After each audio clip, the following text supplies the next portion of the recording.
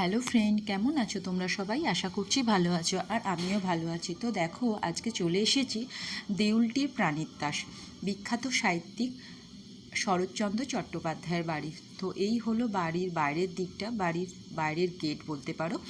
তো আমরা সকলেই প্রায় ওনার সৃষ্টি মহেশ পড়েছি। তো এটা হলো বাড়িটি দুতলা, আর এটি হলো বাড়ির ডান দিকের রাস্তা, যেখান থেকে বাড়ির পিছনের দিকের উঠোনে যাওয়া যায়।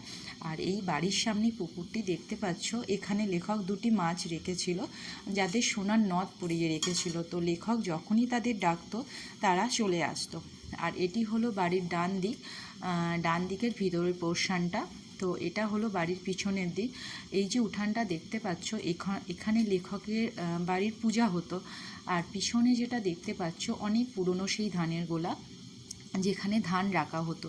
তো এই আমরা সিঁড়ি দিয়ে ওপরের দিকে উঠছি।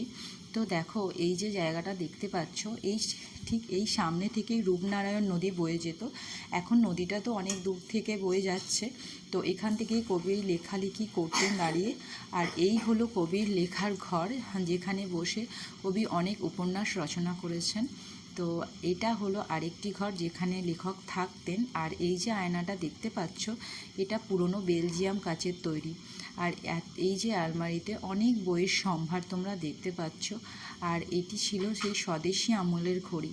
পাশেই দেখতে পাচ্ছ রুমটা, যেখানে একটি পুরনো রাধাকৃষ্ণ, সেই লেখকের আমলের সেই পুরনো রাধাকৃষ্ণ। এবং এই আলমারিটা ছিল হোমিওপ্যাথি ওষুধ। তো লেখক হোমিওপ্যাথি চিকিৎসাও করতেন।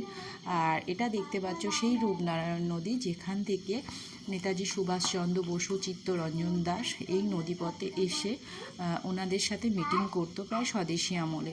তো কেমন লাগলো তোমরা কিন্তু জানিও। ব্লগটি ভালো লাগলে অবশ্যই জানিও। আর তোমরাও একদিন চলে এসো সময় করে এই জায়গায় ঘুরতে।